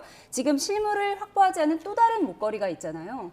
그렇습니다. 이 두 가지 목걸이가 가지는 의미는 결국은 뇌물인데 뇌물과 관련한 금전적인 이득, 금품 수수를 목걸이로 받았기 때문에 실물을 예. 찾는 게 굉장히 중요한 사건이고 모조품이라고 한다면 예를 들면 수십만 원, 수백만 원에 불과한다라고 한다면 여러 가지 이제 공직자 윤리법이라든가 재산신고 의무라든가 이걸 피해갈 수 있고 특히 가격이 낮은 것을 청탁이나 뇌물로 전달하는 일은 없지 않습니까? 그러다 예. 보니 알선수재, 뇌물죄와 관련해서 나는 그런 걸 받은 바가 없고 내가 이렇게 착용했던 것도 모조품에 불과하다 이런 주장을 하는 게 아닐까라는 생각이 들고요. 예. 이 목걸이 하나가 6천만 원 이상을 호가하는 것으로 알려지고 있죠. 이 6천만 원에 대한 금품 수수의 실물이 존재하는가 예. 실제 전달됐는지가 굉장히 중요한 사건입니다. 네, 이 금품 수수에 또 그 품목 중에 하나가 이제 명품 신발인데 지금 특검에서 확인하기로는 이 신발 사이즈가 지금 작은 것으로 확인을 한 것 같아요. 250으로 알려지고 있습니다. 네. 근데 김건희 여사의 실제 발 사이즈가 260으로 추정된다라는 보도가 나오는 건데 이제 자택 압수수색 과정에서 발견된 신발들이 260이라는 거죠. 예. 뭐 여자치고는 다소 이렇게 큰 사이즈를 신는 편이긴 한데 그렇다고 한다면 실제 신발의 주인이 김건희 여사가 아닌 제3자 아니냐 또는 실질적으로 중간에서 배달 사고 났을 가능성이 있는 거 아니냐 이런 주장이 가능하기 때문에 현재 예. 특검에서는 실제 이 신발을 바꾸는 목적이 김건희 여사한테 교환해서 가져다 줄 목적이었으면 그 연결고리가 완성이 되는데 김건희 여사에게 가려면 260이어야 되는 문제가 발생하기 때문에 네. 여기서 지금 혼선이 발생하는 것이고 이런 상황도 수사에 혼선을 주기 위한 여러 가지 이 어떻게 보면 아까 목걸이 바꿔치기처럼 한 거 아니냐라는 주장도 나오고 있어서 예. 진실 파악에는 다소 시간이 걸릴 것 같습니다. 실제로 이제 발 사이즈를 재보면 진실이 풀릴 수도 있다 이렇게 보시는 거죠. 발 사이즈를 잴 수 있을지 모르겠습니다. 근데 통상적으로 집에 있는 신발들은 내 사이즈가 맞잖아요. 예. 만약에 내가 250인데도 불구하고 가짜로 260 신발을 갖다 놨다. 금방 들통날 거짓말이잖아요. 예. 그래서 그 정도의 모험을 했을까라는 생각에서는 이 실제로 바꿨다라고 주장하는 샤넬 250mm 신발은 다른 사람에게 주려고 바꿨을 가능성도 배제하기는 어려운 것 같습니다. 알겠습니다. 수사 진척 상황들 짚어봤습니다. 지금까지 손종희 변호사였습니다. 고맙습니다. 고맙습니다. 전국이 펄펄 끓고 있습니다. 오늘은 또 한 차례 폭염특보가 확대 강화됐는데요. 낮 동안 정선의 기온이 39도 가까이 올랐고 서울과 밀양, 정읍 등도 36도 안팎의 기온을 보였습니다. 크게 오른 기온에 대기 불안정이 심해지면서 오늘 저녁까지 중부 내륙과 전북 북부 지역에는 소나기가 오는 곳이 있겠습니다. 폭염의 기세가 좀처럼 꺾이지 못하고 내일도 찌는 듯이 덥겠습니다. 밤 사이에는 대부분 지역에 열대야 현상이 나타나겠고요. 한낮에는 서울 36도, 대전 38도, 대구 36도까지 오르겠습니다. 내일도 전국이 맑은 가운데 자외선이 매우 강하겠습니다. 오후 한때 경기 북동부와 강원 영서 지역에는 소나기가 오겠고요. 제주 해안과 남해안에서는 너울성 파도가 밀려드는 곳이 있겠습니다. 제주도는 바람도 강하게 부는 만큼 안전사고에 주의하셔야겠습니다. 당분간 맑은 날씨가 이어지겠고요. 밤낮 없는 더위도 계속될 전망입니다. 날씨였습니다. 화요일 뉴스 마치겠습니다. 함께해 주신 여러분 고맙습니다.